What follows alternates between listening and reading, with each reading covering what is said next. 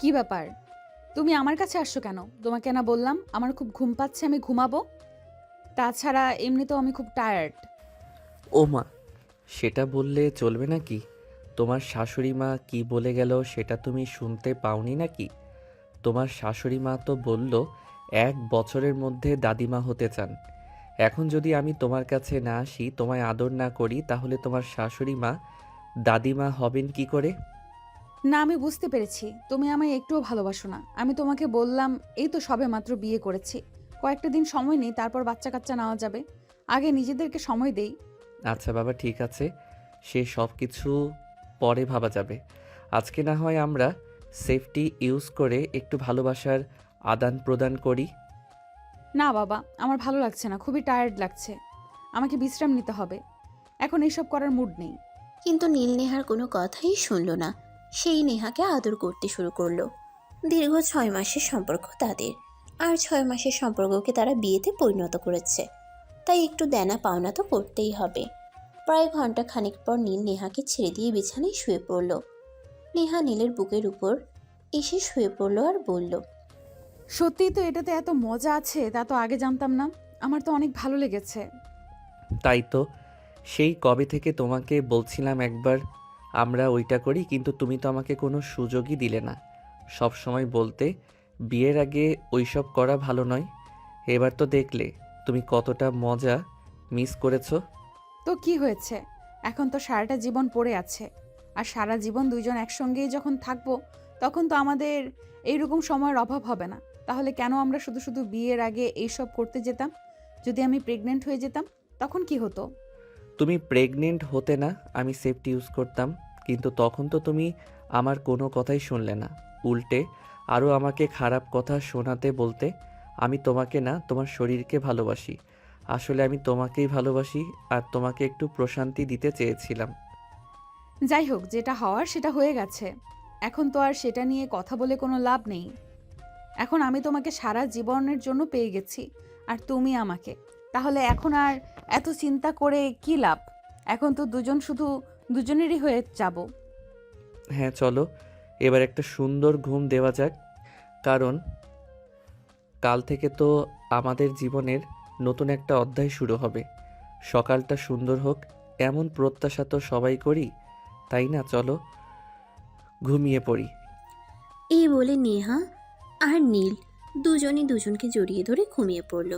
তো ভিউয়ার্স, চলুন আপনাদেরকে প্রথমে গল্পের নায়ক নায়িকার পরিচয় দিয়ে আসি। এই গল্পের নায়কের নাম নীল। সে তার পরিবারের দুই মাত্র ছেলে, মানে তারা দুই ভাই এক বোন। তার বড় ভাই কানাডায় থেকে পড়াশোনা করে, আর তার ছোট বোন এই বছর এসএসসি পরীক্ষা দেবে। আর সে মানে আমাদের গল্পের নায়ক এই বছর অনার্স ফাইনাল ইয়ারে পড়াশোনা করছে। আর তার সঙ্গে এতক্ষণ যে মেয়েটিকে কথা বলতে দেখলেন, তার সঙ্গে তার সদ্যই বিবাহ হয়েছে। তবে মেয়েটা সম্পর্কে আরও কিছু তথ্য অজানা আছে। তো চলুন সেই সব তথ্যগুলো আপনাদের সঙ্গে শেয়ার করা যাক। আমাদের এই গল্পের নায়িকা নেহা, সে তার বাবা মায়ের সঙ্গে আমেরিকায় থাকে, আর সেখানেই তার বড় হওয়া। যদিও সে জন্মসূত্রে বাংলাদেশের নাগরিক, কিন্তু তার বাবার চাকরি আর ব্যবসা দুটোই ছিল আমেরিকাতে, তাই তাকে সেখানেই চলে যেতে হয়। আর তারপর বাংলাদেশে কখনোই আসা হয়নি। কয়েক মাস আগে সে বাংলাদেশে আসে, আর তখনই তার আমাদের গল্পের নায়ক নীলের সঙ্গে পরিচয় হয়। সেই পরিচয় থেকেই তাদের প্রেম, প্রণয় আর প্রেম ভালোবাসাকে বিয়েতে পরিণয়। তো ভিউয়ার্স, চলুন কথা না বাড়িয়ে মূল গল্পে ফিরে আসা যাক। আজ থেকে ঠিক 6 মাস আগে নীল একদিন ভার্সিটি শেষ করে বাসায় ফিরছিল বাইকে করে। আর তখনই হঠাৎ রাস্তার পাশে একটা গাড়ি দাঁড়িয়ে থাকে। দেখল সে কৌতূহলী মনে সেখানে তার বাইক দাঁড় করালো, আর বাইক থেকে নামলো।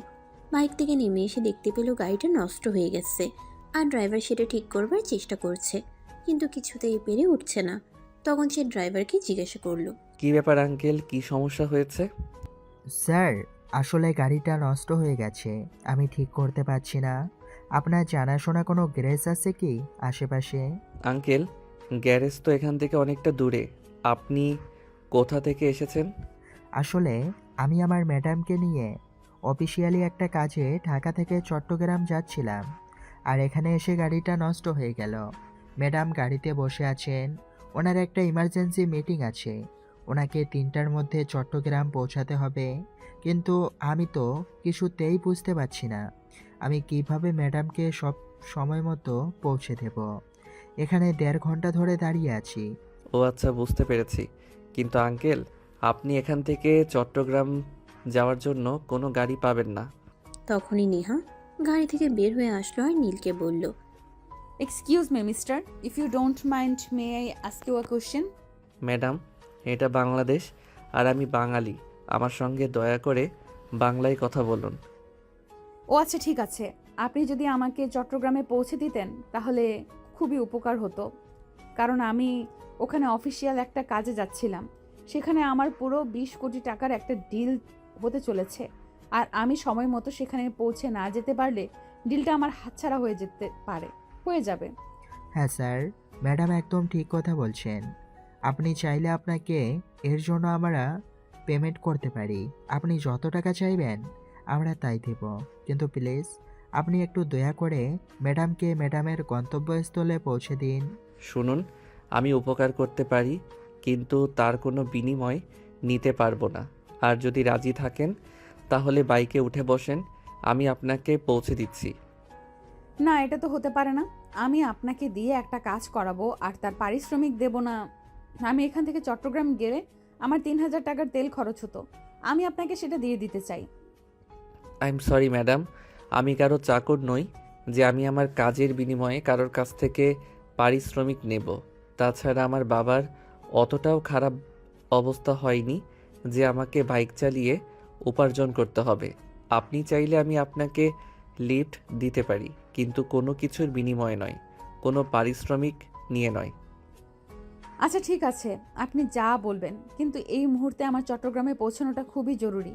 আমি যদি সেখানে পৌঁছাতে না পারি তাহলে, আমি তো বললাম আপনাকে, আমার 20 কোটি টাকার ডিল হাতছাড়া হয়ে যাবে। ঠিক আছে, তাহলে এই নিন, হেলমেটটা পরে নিন আর আমার পিছনে উঠে বসুন। আর একটা কথা, এখান থেকে তো চট্টগ্রাম অনেকটা দূর। আপনি আমার পিছনে এভাবে বসে থাকতে পারবেন তো?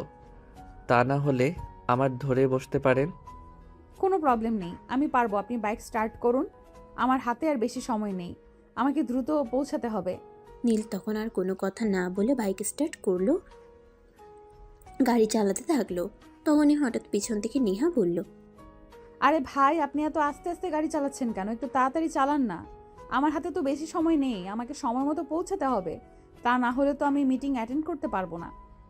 আকাশ পথ নয় যে আমি আপনাকে উড়িয়ে নিয়ে যাব। এখানে অ্যাক্সিডেন্ট হতে পারে, সো আপনি মুখটা বন্ধ করে বসুন। আমি বাইক চালাচ্ছি, তা না হলে কিন্তু আমি আপনাকে নামিয়ে দিব, বলে দিলাম। শুনুন, একটা কাজ করা যেতে পারে। আপনি পেছনে বসুন, আমি বাইক চালাচ্ছি। আমার তো সময় মতো পৌঁছাতে হবে।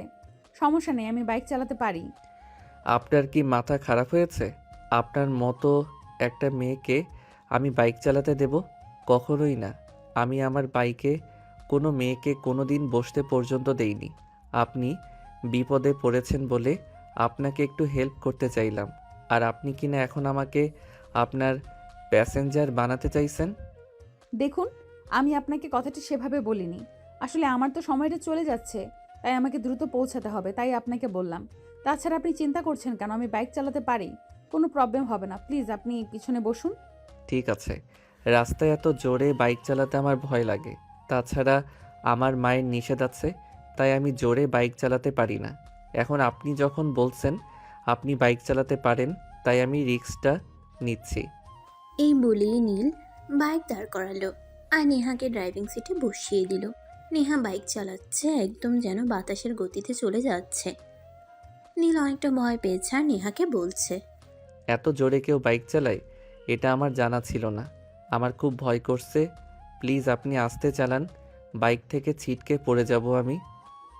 আপনি আমাকে একটু ধরে বসুন, কিন্তু কিছু করার নেই, আমাকে টাইমলি পৌঁছাতে হবে। প্লিজ আপনি আমাকে ধরে বসুন, আমি কিছুই মনে করব না। কিন্তু নেহাকে নীল কোনোভাবে স্পর্শ করতে চাইছিল না। হাজার হোক নেহা একটা অপরিচিত মেয়ে মানুষ, তাকে এভাবে সুযোগ পেয়ে স্পর্শ করাটা একদমই উচিত বলে সে মনে করেনি। তাই সে দূরেই বসেছিল, কিন্তু নেহার বাইকের স্পিড কিছুতেই কম ছিল না। তাই নীল তাকে বলল, প্লিজ আপনি আপনার বাইকের স্পিড একটু কমান। আমার খুব ভয় লাগছে, আমি পড়ে যাব। আপনি এখনো দূরে বসে আছেন কেন? আপনাকে তো বললাম আপনি আমাকে ধরে বসুন, কিচ্ছু হবে না। দেখুন, আমার হাতে মাত্র 20 মিনিট সময় আছে। তবে আমাদের পৌঁছাতে এখনো প্রায় 20 কিলোর বেশি রাস্তা বাকি আছে।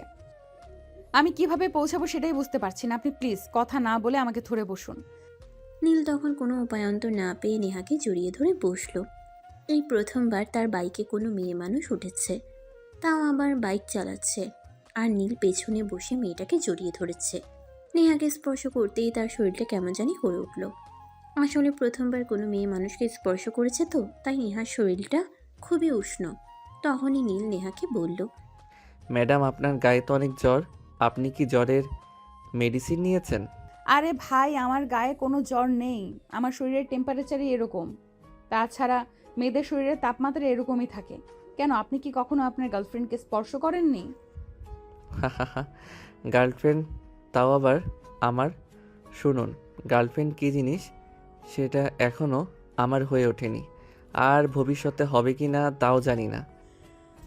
ও আচ্ছা, ঠিক আছে, বুঝতে পেরেছি, এই ব্যাপার তাহলে।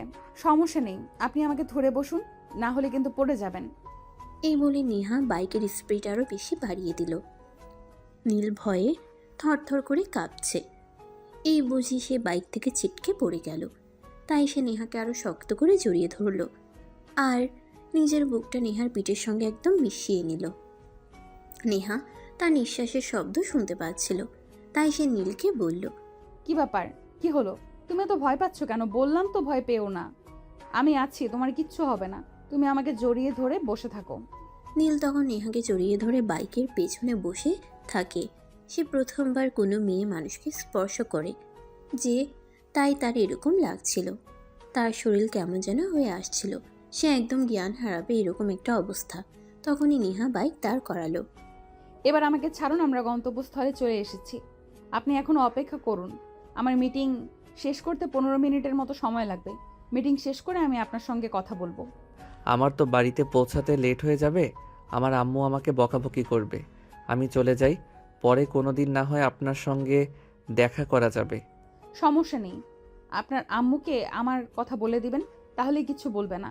কিন্তু আপনি আমার এত বড় একটা উপকার করলেন, আপনার জন্যই আমি সময় মতো পৌঁছাতে পেরেছি। তা না হলে তো আমার 20 কোটি টাকার ডিল হাতছাড়া হয়ে যেত। আপনার সঙ্গে একটু সময় না কাটালে চলে? প্লিজ, আপনি এখানে আমার জন্য জাস্ট 15 মিনিট অপেক্ষা করুন। আমি 15 মিনিটের মধ্যেই আপনার সঙ্গে দেখা করছি। এই বলে নেহা সোজা রেস্টুরেন্টের ভিতর ঢুকে গেল আর নীল বাইরে দাঁড়িয়ে অপেক্ষা করতে থাকলো। বেশ কিছুক্ষণ পর নেহা মিটিং শেষ করে রেস্টুরেন্টের বাইরে আসলো আর নীলকে দাঁড়িয়ে থাকতে দেখে বলল, আমি তো ভেবেছিলাম আপনি মনে হয় চলে যাবেন, কিন্তু এখনো অপেক্ষা করছেন। ধন্যবাদ আপনাকে। ইহা, আপনি তো বলেন আপনার জন্য অপেক্ষা করতে, তাই তো আমি এতক্ষণ ধরে আপনার জন্য অপেক্ষা করছিলাম। যাই হোক, আপনার মিটিং শেষ হয়েছে তাহলে? হ্যাঁ, আমার মিটিং শেষ হয়েছে এবং আমরা ওই 20 কোটি টাকার কাজটা পেতে চলেছি। আপনার জন্য এত বড় একটা উপকার হলো। আপনাকে কি বলে ধন্যবাদ দিব সেটাই বুঝতে পারছি না। ধন্যবাদ দেওয়ার কিছুই নেই, মানুষ মানুষের জন্য। আপনি বিপদে পড়েছিলেন, তাই আমি আপনাকে সহযোগিতা করলাম। অন্য কোনো দিন আমি বিপদে পড়লে আপনি সহযোগিতা করে দিবেন, তাহলে হয়ে যাবে। যাই হোক, এবার আমার বিদায় নেওয়ার পালা। আপনি দয়া করে আমায় বিদায় দিন, আমি এখান থেকে বিদায় নিই। এভাবে কথা বললে কি হয় নাকি কি চলে নাকি? চলুন একটা কফি শপে যাই, দুজনে একসঙ্গে বসে কফি খাই আর একটু পরিচিত হয়ে নেই। কিন্তু ম্যাডাম, আমার তো বাসায় চলে যাওয়াটা খুব বেশি প্রয়োজন ছিল, আমার আম্মু আমার জন্য টেনশন করবে। আরে বাবা, বললাম তো আপনি বাসায় গিয়ে আন্টিকে আমার কথা বলবেন, তাহলে আন্টি আপনাকে আর কিচ্ছু বলবে না। আর কথা না বাড়িয়ে চলুন, পাশে একটা ভালো কফি শপ আছে, সেখানে গিয়ে দুজনে কফি খাই আর পরিচিত হয়ে নেই। নীল তখন আর কোনো কথা না বাড়িয়ে নেহার সঙ্গে গেল আর সেখানে কফি শপে বসে দুজনে কফি খেতে থাকলো। কফি খেতে খেতেই নেহা নীলকে জিজ্ঞাসা করলো, কিছু তো বলুন আপনার ব্যাপারে। কি আপনার পরিচয় আর কি বা করছেন? আমি নীল, এই তো এই বছর অনার্স ফাইনালে পড়াশোনা করছি। আমার বড় ভাই কানাডায় থাকে, ওখানেই চাকরি করে। আর একটা ছোট বোন আছে, সে এই বছর এসএসসি পরীক্ষা দিবে। আমার বাবা একটা আইটি কোম্পানির ডিরেক্টর। যাই হোক, তাহলে তো ভালোই। আর আমি নেহা ইসলাম, আমার বাবা মায়ের একমাত্র সন্তান। আমার জন্মের পর আমার বাবা মা অনেক কষ্ট করেছিল একটা সন্তান নেওয়ার জন্য, কিন্তু সেটা আর হয়ে ওঠেনি। ডক্টর বলেছিল আমার মা যদি দ্বিতীয় সন্তান নেয় তাহলে লাইফ রিস্ক হতে পারে, এমনকি আমার মায়ের মৃত্যু পর্যন্ত হতে পারে। তাই আমি একাই থেকে গেলাম। ও আচ্ছা, তবে যাই বলেন না কেন, একা থাকারও কিন্তু একটা মজা আছে। বাবা মায়ের সব আদর ভালোবাসা একাই উপভোগ করা যায়, এর ভাগ কাউকে দিতে হয় না। হ্যাঁ সেটাই, তবে আমি অনেক একাকিত্ব বোধ করি। আমার মাঝে মধ্যেই মনে হয় আমার যদি একটা ভাই বা বোন থাকতো, তাদের সঙ্গে আমি সুখ দুঃখের মুহূর্তগুলো শেয়ার করতে পারতাম, তাদের সঙ্গে ভালো সময় কাটাতে পারতাম, কিন্তু দুর্ভাগ্যবশত সেটা আর হয়ে উঠলো না। আর হ্যাঁ, আমার বাবার চাকরি আর ব্যবসা দুটোই আমেরিকাতে, তাই আমাকে আমেরিকাতেই থাকতে হয়। আর এই 2 দিন আগেই এই কাজটার জন্য আমাকে এখানে আসতে হয়েছে। আব্বুর কাজের চাপ অনেক বেশি, তাই আব্বু আসতে পারলো না। আমার এই মুহূর্তে পড়াশোনার চাপ একটু কম আছে, তাই আমি আসলাম। ও আচ্ছা, যাই হোক, আপনার সঙ্গে পরিচিত হয়ে ভালো লাগলো। তবে এখন আর আমার হাতে বেশি সময় নেই, আমাকে এবার উঠতে হবে। আপনি দয়া করে আমায় বিদায় দিন। হ্যাঁ সেটা তো অবশ্যই, কিন্তু যাওয়ার আগে আপনার ফোন নাম্বারটা দিয়ে যাবেন, যাতে নেক্সট টাইমে আপনার সঙ্গে কথা বলতে পারি। নাম্বার দিতে পারি, কোনো সমস্যা নেই, কিন্তু আপনি যখন তখন আমাকে ফোন করবেন না। এমনিতেই আমার মা আর বোন আমার পেছনে পড়ে আছে। আসলে ভাইয়া তো বিয়ে করে নিয়েছে আর ভাবিকে নিয়ে কানাডায় চলে গেছে। বাড়িতে মা আর বোন ছাড়া কেউ নেই, তাই আমাকে ওরা বিয়ের জন্য প্রেশার দিচ্ছে। কিন্তু আমি এখনই বিয়ে করতে চাই না, পড়াশোনা শেষ করি কিছু একটা করে তারপর। আর এই মুহূর্তে যদি আপনি ফোন দেন আর সেটা আমার মা অথবা বোন দেখতে পায়, তাহলে তো আমার কি হবে সেটা আপনি বুঝতেই পারছেন। হ্যাঁ বুঝতে পারছি, কিন্তু আমার মনে হয় আপনার বিয়ে করে নেওয়াটা উচিত, কারণ যথেষ্ট বয়স হয়েছে। অনার্স ফাইনাল ইয়ারে পড়াশোনা করছেন। কিন্তু ম্যাডাম, আমি যে চাকরি করি তারপর বিয়ে করতে চাই। আসলে আমি চাই না আমি বিয়ে করে আমার বউকে অন্য কারো কামাই খাওয়াতে হয়। এটাও কিন্তু ভালো, মন্দ নয়, আপনার জন্য শুভকামনা রইল। যাই হোক, এই নিন আমার ফোন নাম্বার, সময় পেলে ফোন দিবেন। এই বলে নেহা একটা কাগজে তার মোবাইল নাম্বারটা লিখে নীলের হাতে তুলে দিল আর বলল, আর হ্যাঁ, আপনি কিন্তু বাসায় পৌঁছে অবশ্যই ফোন দিতে না পারলে একটা মেসেজ দিয়ে হলেও আমাকে জানাবেন, আমি কিন্তু চিন্তায় থাকবো। আচ্ছা ঠিক আছে, কিন্তু আপনি কি আজ এখানেই থাকবেন, মানে ঢাকায় ফিরবেন না? হ্যাঁ, আমার ঢাকায় ফেরা হবে না, এখানে আরও একটা ছোট্ট কাজ আছে, সেটা আমাকে করতে হবে। আগামীকাল ড্রাইভার গাড়ি ঠিক করে তারপর আমাকে নিতে আসবে। আচ্ছা ঠিক আছে, আজ তাহলে আমি আসি। ভালো থাকবেন, নিজের খেয়াল রাখবেন। এই বলে নীল বাইক নিয়ে বাসার উদ্দেশ্যে রওনা দিল। বাসায় এসে পৌঁছাতে পৌঁছাতে তার রাত প্রায় 8টার মতো বেজে গেল। বাসার সামনে এসে দাঁড়িয়ে কলিং বেল চাপ দিতেই তার ছোট বোন এসে দরজা খুলে দিল আর তাকে দেখেই বলতে লাগলো, কি ব্যাপার ভাইয়া, তুই এতক্ষণ কোথায় ছিলি? আর আমি সে কখন থেকে তোকে ফোন দিচ্ছি, তুই আমার ফোন তুলছিলি না কেন? নীল তখন ফোনটা হাতে নিয়ে দেখলো ফোনটা সাইলেন্ট করা ছিল, আর এতক্ষণ সময় কেটে কেটে সে সেটা খেয়ালই করেনি। তাই সে তার বোনকে বলল, ফোনটা সাইলেন্ট করা ছিল, আমি দেখতে পাইনি। এখন সামনে থেকে সর, আমাকে ভিতরে যেতে দে। পরে তোকে ভেতরে যেতে দেবো, তার আগে তুই আমাকে বল, তুই এতক্ষণ কোথায় ছিলি? জানিস কতটা টেনশনে ছিলাম, তোকে ফোন দিচ্ছি তুই ফোন তুলছিস না, অপরদিকে আম্মু তো কান্নাকাটি শুরু করে দিয়েছে। আরে বাবা, একজন মানুষ ব্যস্ত থাকলে হয়তো কল রিসিভ করে না, ফোন সাইলেন্ট করে রাখে, তাই বলে কি কান্নাকাটি করতে হবে নাকি? হ্যাঁ, আমি তো তোর কাছে সেটাই জানতে চাইছি, তুই কি এমন বিশ্বযুদ্ধ করে এসেছিস যে ফোন সাইলেন্ট রাখতে হয়েছিল? ফোন রিসিভ করার সময় পাসনি? এই, তুই কোন দেশের মহারানী যে আমার কাজের কৈফিয়ত তোকে দিতে হবে? তুই আমার চোখের সামনে থেকে সর, মেজাজ খারাপ করিস না। এই বলে নীল রিমিকে কোনো পাত্তা না দিয়ে ভিতরে চলে গেল। ভিতরে প্রবেশ করিয়ে প্রথমে তার আম্মু রুমে গেল।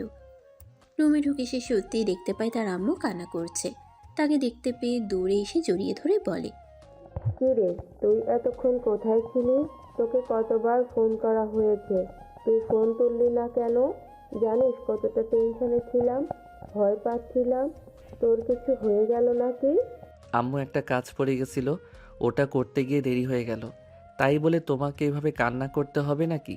যাও, এবার আমার জন্য খাবার তৈরি করো, খুব ক্ষুধা পেয়েছে, খাবো। আচ্ছা বাবা, ঠিক আছে, কোনো সমস্যা নেই, তুই হাত মুখ ধুয়ে ফ্রেশ হয়ে আয়, আমি এক্ষুনি তোর জন্য খাবার গরম করে আনছি। এই কথা বলে নীলের আম্মু কিচেনে চলে গেল আর ছেলের জন্য খাবার গরম করে ডাইনিং টেবিলে নিয়ে আসলো। নীল হাত মুখ ধুয়ে ফ্রেশ হয়ে খাবার টেবিলে আসলো আর খাবার খেতে বসলো। তখনই তার ছোট বোন রিমি সেখানে আসে আর বলে, ওরে বাবারে, বাবা এতক্ষণ কেঁদে কেঁদে একদম উদ্ধার করে দিচ্ছিলে, আর এখন ছেলে আসা মাত্রই তাকে কিছু না বলে খাবার দিচ্ছ? তো কী করব? আমার ছেলেটা তো বলছে সে একটা কাজে আটকা পড়ে গেছিল, তাই আসতে দেরি হয়েছে। এখন আমার ছেলেটার ক্ষুধা পেয়েছে, খাবার দিচ্ছি। এতে তোর কি সমস্যা? হ্যাঁ সেটাই তো, আমার কি সমস্যা? এতক্ষণ তো আমাকে হাজারটা কথা শোনাচ্ছিলে আমি কেন তোমার ছেলের খোঁজ নিচ্ছি না, কেন তাকে ফোন করছি না। আমি কয়বার ফোন করেছি সেটা তুমি জানো। এই আমার ছেলে চলে এসছে, এখন আর আমার কোনো চিন্তা নেই। তুই এখন এখান থেকে যা, আমার ছেলেটাকে শান্তিমতো খাবার খেতে দে, তা না হলে কিন্তু ভালো হবে না বলে দিলাম। হ্যাঁ সেটাই তো, এখন তো তোমার ছেলে চলে এসেছে, এখন তো আমি খারাপ হয়ে গেলাম। ঠিক আছে, কোনো সমস্যা নেই, আমি কোনো কথা বলবো না, চলে যাচ্ছি। তুই এখনো এখানে দাঁড়িয়ে আছিস কেন? যাচ্ছিস না কেন? দেখতে পাচ্ছিস না আমি খাবার খাবো? তোর নজর লেগে যাবে তো। যাচ্ছি, আর কথা বলতে হবে না। তুই সব সময় আমার সঙ্গে এরকম করিস, আমি আর তোর ব্যাপারে কোনো কথাই বলবো না। সব সময় তুই আমাকে অপমান করিস। মান অপমান বোধ সেটা আবার তোর আছে নাকি? যদি মান অপমান বোধ থাকতোই তাহলে যদি আমার সামনেই আসলি না, সারাদিন তোকে কত কথা শোনাই, তারপরও কেন তুই আমাদের বাড়িতে পড়ে আছিস বল? একটা বিয়ে করে শ্বশুর বাড়িতে চলে যা, বাড়িতে আমাকে একা একা থাকতে দে। আমি কেন শ্বশুর বাড়িতে যাব? তুই তো আমার চেয়ে বয়সে অনেক বড়, তুই কেন বিয়ে করে তোর বউকে নিয়ে অন্যত্রে চলে যাচ্ছিস না? এই বাড়িতে আমি একাই থাকবো, আর বিয়ে যদি করতে হয় তবুও আমি এই বাড়িতেই থেকে যাব, অন্য কোথাও যাব না। এটা তুই তোর মাথায় ঢুকিয়ে নে। রিমি, এখন কিন্তু খুব বেশি বাড়াবাড়ি হয়ে যাচ্ছে। তুই এখান থেকে যা, আমার ছেলেটাকে খাবারটা শান্তি মতো খেতে দে। রিমি তখন কথা বলার আর কোনো চান্স না পেয়ে সেখান থেকে চলে গেল। অপরদিকে নীল খাবার খেয়ে নিজের রুমে চলে আসলো আর বিছানায় শুয়ে একটু বিশ্রাম নিচ্ছিল। তখনই হঠাৎ নেহার কথাটা মনে পড়ল। নেহা বলেছিল তাকে বাসায় পৌঁছে জানাতে, কিন্তু এতক্ষণ তার মনে ছিল না। তাই সে ফোনটা হাতে নিল আর তার নাম্বারে একটা ফোন দিল। দুইবার রিং হতেই নেহা কলটা রিসিভ করলো আর রিসিভ করে সঙ্গে সঙ্গেই বলল, তুমি বাসায় পৌঁছেছো? তুমি বাসায় পৌঁছেছো? আমি তো এতক্ষণ ধরে তোমার ফোনের জন্যই অপেক্ষা করছিলাম। আমি তো অনেকক্ষণ আগেই বাসায় পৌঁছে গেছি, কিন্তু আপনি জানলেন কি করে আমি আপনাকে ফোন করেছি? আমি তোমাকে যে নাম্বারটা দিয়েছিলাম এটা আমার পার্সোনাল নাম্বার। এই নাম্বারে কখনোই কেউ ফোন করে না, তাই তুমি প্রথমবার ফোন করাতেই আমি বুঝে গেছি এটা তোমার ফোন নাম্বার ছিল। আচ্ছা যাই হোক, কি করছিলেন আপনি? আমি আবার আপনাকে অসময়ে বিরক্ত করলাম না তো? আরে না বাবা, একদমই না। তুমি আমাকে কেন বিরক্ত করতে যাবে? তোমাকে তো আমি নিজেই বলেছিলাম আমাকে ফোন করতে। রাতের খাবার খেয়েছো? হ্যাঁ, এই তো সবেমাত্র রাতের খাবার খেয়ে রুমে আসলাম, এখনই ঘুমাবো। আর তখনই হঠাৎ আপনার কথা মনে পড়লো, তাই ফোন দিলাম। আপনি রাতের খাবার খেয়েছেন? হ্যাঁ, তোমাকে তো বলেছিলাম আমার এখানে একটা কাজ আছে, ওই কাজটা শেষ করে রেস্টুরেন্ট থেকে খাবার খেয়ে তারপর একটা গেস্ট হাউসে উঠেছি, আর এখন ওখানেই আছি। ঠিক আছে, তাহলে আমি রাখি। আপনার তো সারাদিন অনেক পরিশ্রম হয়েছে, এখন আপনার বিশ্রাম নেওয়া প্রয়োজন। আপনি বিশ্রাম করুন, আমিও ঘুমাবো। সকালে আবার ভার্সিটি যেতে হবে, ইম্পর্টেন্ট ক্লাস আছে। আচ্ছা ঠিক আছে, তাহলে আমি রাখছি, সকালে ফোন দিব। ফোনটা তোমার কাছে রেখো। অতঃপর দুজন দুজনের কাছ থেকে বিদায় নিয়ে ফোন কেটে দিল। পরদিন সকালবেলা আনুমানিক 7টা বাজে। তখনই হঠাৎ ফোনের রিংটোনের আওয়াজ শোনা গেল। নীল ফোনটা হাতে নিয়ে দেখলো নেহার নাম্বার থেকে ফোন এসেছে, তাই সে ফোনটা রিসিভ করলো। আসসালামু আলাইকুম অ্যান্ড গুড মর্নিং। ওয়ালাইকুম আসসালাম, গুড মর্নিং। কি অবস্থা, কেমন আছেন আপনি? এই তো আল্লাহর অশেষ রহমতে ভালোই আছি। এখনো পর্যন্ত তোমার কি অবস্থা? তুমি কেমন আছো? ঘুম থেকে উঠেছো নাকি এখনো বিছানায় শুয়ে শুয়ে ঘুমাচ্ছ? এখনও বিছানায় শুয়েছিলাম, কিন্তু আপনার ফোনের রিংটং শুনে ঘুমটা ভেঙে গেল। এখন ঘুম থেকে উঠে যাব। আমি তো সবসময়ই শুনে এসেছি বাঙালিরা সকাল সকাল ঘুমায়, আর সকাল সকাল ঘুম থেকে ওঠে, কিন্তু এখন তো বেলা 7টা বেজে গেছে আর তুমি এখনো ঘুম থেকে উঠলে না। কে কি করে না করে সেসব আমি জানি না, আর জানার আগ্রহ নেই। তবে আমি সকাল 9টা বাজার আগে কখনোই ঘুম থেকে উঠি না। এটা আমার ছোটবেলা থেকে অভ্যাস, যার কারণে আমি মর্নিং স্কুলে পড়াশোনা করতে পারতাম না। আচ্ছা ঠিক আছে, ভালো থেকো, রাখছি তাহলে। আমাকে আবার কিছুক্ষণের মধ্যেই ঢাকা ফিরতে হবে। তাছাড়া আমার আব্বু ফোন করেছিল, আমাকে সপ্তাহখানেকের মধ্যেই বাংলাদেশের কাজ শেষ করে আমেরিকায় ফিরে যেতে হবে। আচ্ছা ঠিক আছে, রাখি তাহলে। আপনার সঙ্গে নেক্সট টাইম কথা হবে। ভালো থাকবেন। অতঃপর নীল আর নেহা কথা বলা শেষ করে ফোনটা কেটে দিল। এদিকে নেহা নিজের কাজকর্ম শেষ করে ড্রাইভারকে ফোন করলো। আসসালামু আলাইকুম আঙ্কেল, আমার কাজ শেষ হয়ে গেছে, আপনি চলে আসুন। ম্যাডাম, আমি তো 10 মিনিট আগেই এখানে চলে এসেছি। আপনার জন্যই অপেক্ষা করছিলাম। আপনি বাইরে আসেন, আমি গাড়িতে আছি।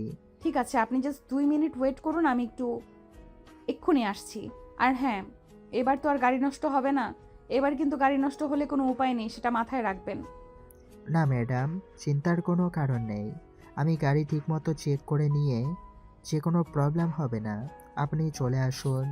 2 মিনিটের মধ্যেই নেহা রওনা দিল আর ঢাকায় এসে পৌঁছাতে তার প্রায় দুপুর 12টা বেজে গেল। নেহা অফিসে কাজ করছে, তখনই হঠাৎ তার নীলের কথা মনে পড়ল। নীল তো এতক্ষণে হয়তো ভার্সিটি থেকে বের হয়েছে, তাই সে নীলকে ফোন করলো। দুবার রিং হওয়ার পর নীল ফোনটা রিসিভ করলো আর বলল, কি ব্যাপার ম্যাডাম? এই তো সকালবেলা কথা বললেন, তাহলে এখন আবার ফোন দিলেন কেন? ফোন করেছি তোমাকে একটা কথা বলার জন্য। আমি সেই শুরু থেকে তোমাকে তুমি তুমি করে বলে যাচ্ছি, কিন্তু তুমি আমাকে বরাবরই আপনি আপনি করে বলছো কেন বলো তো? কারণ আমরা বাঙালি সহজে কোনো মানুষকে আপন করে নিতে পারি না। তাছাড়া অপরিচিত কাউকে আমরা আপনি বলেই সম্বোধন করি। কেন, কোনো সমস্যা আছে নাকি? হ্যাঁ অবশ্যই সমস্যা আছে। তোমাকে দেখে মনে হয় তুমি আমার সমবয়সী হবে। আমি তোমাকে তুমি তুমি করে বলছি, তাহলে তুমি কেন আমাকে আপনি আপনি করে বলবে? আপনি আপনি করে কথা বলাটা একদমই আমার ভালো লাগছে না। তুমি আমাকে তুমি করে বলবে। আরে ম্যাডাম, এসব আপনি কি বলছেন? আমি আপনাকে তুমি করে বলতে পারবো না। আমি আজ পর্যন্ত আমার কোনো মেয়ে বান্ধবীকেও তুমি করে বলি না। আর সেখানে আপনি কি না অপরিচিত একটা মেয়ে, তাকে আমি তুমি করে বলবো? কখনোই না। তোমাকে বলতে হবে। আমি যদি তোমার সমবয়সী একটা মেয়ে হয়ে তোমাকে তুমি করে বলতে পারি, তাহলে তুমি একটা ছেলে হয়ে কেন আমাকে তুমি করে বলতে পারবে না? এটার কোনো উত্তর কি তোমার কাছে আছে? হ্যাঁ অবশ্যই, কারণ আমরা দুজন দুই রকম কালচারে বড় হয়েছি। তুমি আমেরিকান কালচারে আর আমি বাংলাদেশি কালচারে। দুই দেশের কালচারের মধ্যে অনেক তফাৎ আছে, যেগুলো হয়তো তোমার চোখে পড়ে না, কিন্তু আমার চোখে পড়ে। আমি অত কিছু জানি না আর জানতেও চাই না। তুমি আমাকে তুমি করে বলবেই কি বলবে না সেটা বলো। আচ্ছা ম্যাডাম দেখুন, আমি আপনার আপন কেউ নাই বা সেরকম পরিচিত কেউ নই যে আপনাকে আমার তুমি করে বলতে হবে। তাহলে আপনি এভাবে আমাকে কেন জোর করছেন আপনাকে তুমি করে বলতে? কারণ তোমাকে আমার ভালো লেগেছে। আমার মনে হয় তুমি আর 5টা ছেলের মতো নও। তুমি কত সহজে সেদিন আমাকে চট্টগ্রাম পৌঁছে দিলে। অন্য কোনো ছেলে হলে আমার কাছ থেকে এইটুকু কাজের জন্য অনেকটা পারিশ্রমিক চাইতো, কিন্তু তুমি সেটা চাওনি। দেখুন ম্যাডাম, আমার এতটাও খারাপ দিন আসেনি যে আপনার কাছ থেকে আমাকে পারিশ্রমিক নিতে হবে। আমার বাবার যথেষ্ট টাকা পয়সা আছে, তাই এইটুকু কাজের জন্য আপনার কাছ থেকে পারিশ্রমিক নেওয়ার কোনো প্রয়োজন আমার নেই। বাদ দাও সেসব কথা। আমি তোমার কাছে যে কথা জানতে চেয়েছি সে কথার উত্তর দাও। তুমি আমাকে তুমি করে বলবে কিনা সেটাই বলো। আমি বুঝতে পারছি না, ছোট্ট একটা কথার জন্য আপনি এভাবে পেরাপিরি কেন করছেন? কেন এরকম জোর জবরদস্তি করছেন? আমি সোজা কথা বলতে চাই। আমি তোমার সঙ্গে বন্ধুত্ব করতে চাই। তুমি কি আমাকে নিজের বন্ধু হিসাবে একসেপ্ট করতে পারবে? বন্ধু হতে চান সেটা তো বেশ ভালো কথা, তবে অনলি ফ্রেন্ডের বেশি কিছু নয়। আচ্ছা ঠিক আছে, কোনো সমস্যা নেই। তুমি আমার শুধু বন্ধু হয়েই থেকো। কারণ তোমাকে কেন জানি না প্রথম দেখাতেই আমার ভালো লেগেছে আর মনে হয়েছে তুমি খুবই ভালো একটা ছেলে। তাই তোমার সঙ্গে বন্ধুত্বের সম্পর্ক করতে চাই। তবে অনলি ফ্রেন্ড এর বেশি কিন্তু কিছু নয়। আচ্ছা ঠিক আছে, তাহলে আজ থেকে আমরা বন্ধু। আর বন্ধুকে তুমি করে বলা যেতেই পারে। তাহলে আজ থেকে আমি তোমাকে তুমি করেই বলবো। এবার তো তুমি খুশি? হ্যাঁ অবশ্যই খুশি, আর অনেক খুশি। তোমাকে অসংখ্য ধন্যবাদ এইভাবে এত সহজেই আমার বন্ধুত্বের প্রপোজাল অ্যাকসেপ্ট করার জন্য। তোমার কি ভার্সিটি ছুটি হয়ে গেছে? হ্যাঁ, এই তো ছুটি হয়ে গেছে, এখনই ভার্সিটি থেকে বের হব। কেন বলুন তো? আসলে আজ বিকেলে একবার আমি তোমার সঙ্গে দেখা করতে চাই, তাই জিজ্ঞেস করছিলাম আর কি। তুমি কেন আমার সঙ্গে দেখা করবে? এই তো গতকালকেই তোমার সঙ্গে আমার পরিচয় হলো, আর এখনই তুমি আমার সঙ্গে দেখা করতে চাইছো। বিষয়টা ঠিক আমার ভালো লাগছে না। একটু খুলে বলো তো কী সমস্যা তোমার? আরে বাবা, তুমি আমাকে এভাবে কেন বলছো? তুমি না আমার বন্ধু। বন্ধুর সঙ্গে কেউ এভাবে কথা বলে নাকি? আমি তোমার সঙ্গে দেখা করতে চাই, এখন তুমি আমার সঙ্গে দেখা করবে কিনা সেটাই বলো। গতকালকের রাত করে বাড়িতে ফিরেই আমাকে কথা শুনতে হয়েছে। এখন যদি আজ আবার আমি দেরি করে বাড়িতে ফিরি, তাহলে তো আমার অবস্থা কাহিল হয়ে যাবে। ওকে, প্রবলেম নাই। তোমার বাড়ির অ্যাড্রেস দাও, আমি তোমার বাড়িতেই চলে আসব। তারপর দেখি কে কি করে আর কে কি বলে। আমি কারোর পরোয়া করি না। আরে এসব কি বলছো তুমি? তোমার কি মাথা খারাপ হয়ে গেছে নাকি? আচ্ছা ঠিক আছে, সমস্যা নেই, আমি নিজেই তোমার সঙ্গে দেখা করছি। কিন্তু তোমাকে আমার বাসায় আসতে হবে না। নতুন করে কোনো ঝামেলায় পড়তে চাই না আমি। না, আমি তোমার কোনো কথাই শুনবো না। আমি যখন তোমাকে বলেছি আমি তোমার সঙ্গে দেখা করতে চাই, তোমার সঙ্গে আমি দেখা করব, এবং সেটা তোমার বাড়িতে। তুমি এক্ষুনি আমাকে তোমার বাড়ির ঠিকানা দেবে। নীল তখন নেহাকে কোনোভাবেই তার বাড়ির ঠিকানা দিতে চাইছিল না, কিন্তু নেহার জোড়াজুড়িতে সে তার বাড়ির ঠিকানা দিতে বাধ্য হলো। নীল ভার্সিটি শেষ হলে বাড়িতে এসে খাওয়া দাওয়া করে বিছানায় শুয়ে বিশ্রাম নিচ্ছিল। তখন সন্ধ্যা হবে হবে এমন সময় কলিং বেলের আওয়াজ শোনা গেল। নীল সেটা রুম থেকে শুনছিল, কিন্তু সে রুমে শুয়েছিল। সে ভাবতে পারছিল না এই অসময়ে কে এসেছে। তখনই তার ছোট বোন রিমি গিয়ে দরজা খুলে দেয়। রিমিকে দেখতে পেয়ে নেহা বলে, এটা নীলদের বাড়ি তো? মানে আমি কি ঠিক জায়গায় এসেছি তো? হ্যাঁ ভাবি, তুমি একদম ঠিক জায়গাতে এসেছো। আমি জানতাম ভাইয়া তলে তলে এরকম কিছু কাজই করেছে, যার কারণেই আমরা তাকে বিয়ের প্রেশার দেওয়ার পরেও সে বিয়ে করতে রাজি হচ্ছে না। এবার বলো তুমি, তোমার সঙ্গে কয়দিনের সম্পর্ক? আরে না, সেরকম কোনো ব্যাপার নয়। তুমি ভুল ভাবছো। নীলের সঙ্গে আমার কোনো সম্পর্ক নেই। সে আমার বন্ধু, এবং শুধুমাত্রই বন্ধু। এছাড়া আমাদের দুজনের মধ্যে আর কোনো সম্পর্ক নেই। নীল বাড়িতে আছে তো? আরে ভাবি, লজ্জা পাওয়ার কিছুই নেই। আমি খুব ভালো করেই জানতাম ভাইয়া এমন কিছু একটা করেছে, কিন্তু আমি কোনো প্রমাণ পাচ্ছিলাম না, বিধায় তাকে কিছু বলতে পারছিলাম না। আর আজ যখন তুমি চলে এসেছো, চিন্তা করো না, তোমাকে এই বাড়ি থেকে যেতে দিচ্ছি না। আসলে আমরাও তো একটা ভাবির দরকার ছিল, তাই তোমাকে রেখে দেব।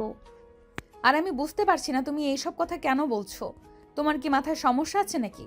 আমি তো তোমাকে বললাম নীলের সঙ্গে আমার কোনো সম্পর্ক নেই, কিন্তু তুমি কেন আমার কথা শুনতে চাইছো না? আর কেনই বা আমার কথা বিশ্বাস করতে চাইছো না? তোমাকে তো বললাম আমরা দুজন শুধুমাত্রই বন্ধু। এভাবে কথা কাটাকাটি হচ্ছিল নেহা আর রিমির মধ্যে। তখনই সেখানে নীলের আম্মু এসে হাজির হয় আর রিমিকে বলে, কি ব্যাপার রিমি, কি হয়েছে? তুই এভাবে কার সঙ্গে তর্কাতর্কি করছিস? আমাদের বাড়িতে তো কোনো মেয়ে মানুষ কখনোই আসে না, আজ হঠাৎ মেয়ে মানুষের গলার আওয়াজ শুনতে পেলাম। এখন থেকে আসবে, আর আজ থেকেই আসা শুরু করেছে।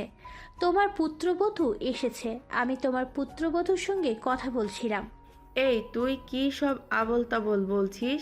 আমি তো তোর কথার আগাগোড়া কিছুই বুঝতে পারছি না। আর এই মেয়ে কে তুমি? তোমাকে তো আমি ঠিক চিনতে পারলাম না। আন্টি, আমি নেহা, নীলের বন্ধু। নীলের সঙ্গে দেখা করতে এসেছি। দেখুন না, আপনার মেয়ে কি সব আবোল তাবোল কথা বলছে। আমরা শুধুমাত্র বন্ধু, আমাদের মধ্যে আর কোনো সম্পর্ক নেই। কিন্তু আমারও সেটা বিশ্বাস হচ্ছে না, কারণ তোমার মতো একটা সুন্দরী মেয়ে আমার ছেলের বন্ধু হবে এটা তো আমি কোনো দিন কল্পনাও করিনি।